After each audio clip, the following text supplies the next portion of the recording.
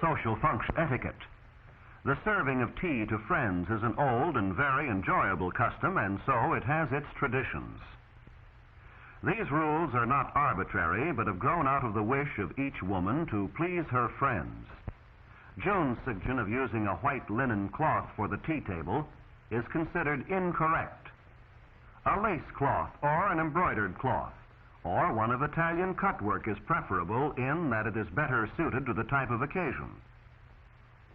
A fine cloth, something that your friends can enjoy. You show your politeness by offering your guests every consideration. The cloth is spread with care so that it is smooth and hangs evenly at the sides.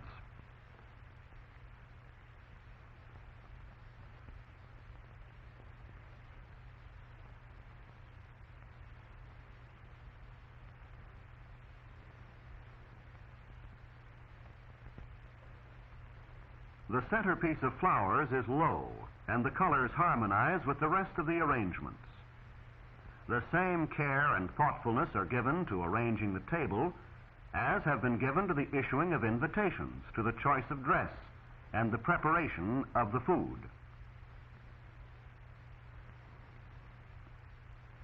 June isn't sure what type of candelabra should be used, but she is reminded that candles should not be placed on the table at all unless they are to be lighted and used as the principal light. Since this is her intention, candelabra are chosen which are not too high and which will hold enough candles to furnish sufficient light.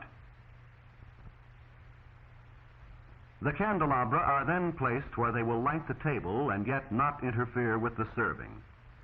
The placement is exact and symmetrical, giving a feeling of balance in the design of the arrangements. Exactness in details helps tremendously in giving the final impression of perfection.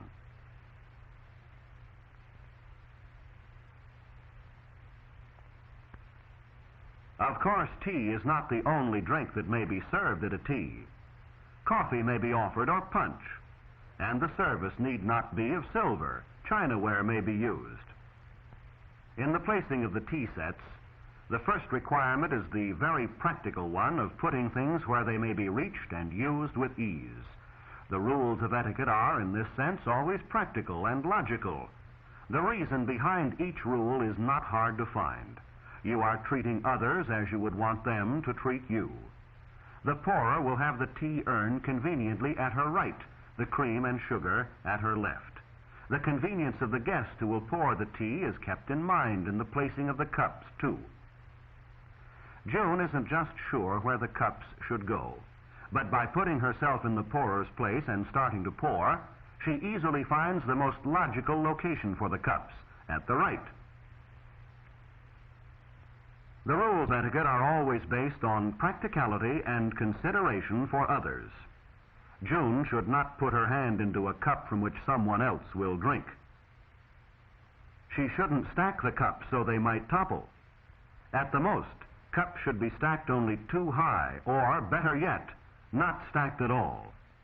These are simple matters, but they avoid accidents and embarrassment.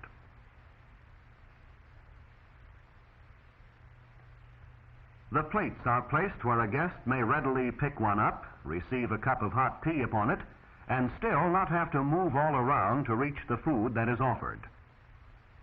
At the other end of the table, the plates and cups are arranged in the same way. Perhaps tea will be served at one end and coffee at the other. However, the table arrangements are the same so that the two ends balance. And in this way, the symmetry of the design is maintained. Each part of the arrangement will add its share to the total effect in making the completed table attractive.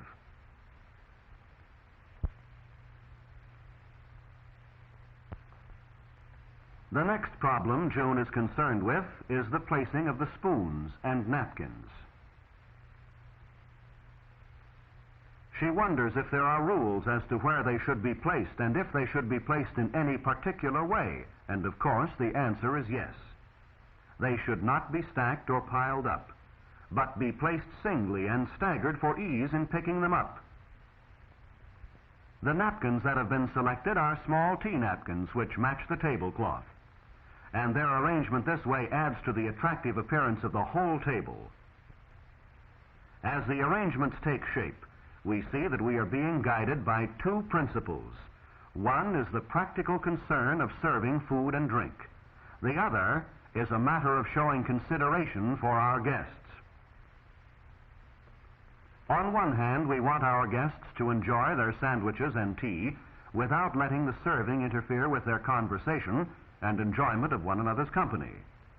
On the other hand, we want the arrangements aesthetically pleasing as a tribute to our friends. The candles, straight and firmly fixed, will give an intimate light, a warm and friendly tone. The flowers will add their color and fragrance.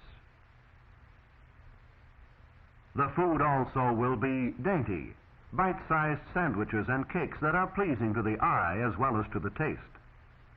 The plates of food are well filled, but not overflowing. It is a simple matter to bring another plate when one of these is emptied, or to replenish one of the small dishes of nuts or candies. And now that our table arrangement is almost complete, we may begin to check ourselves to see that everything is in readiness and in proper order.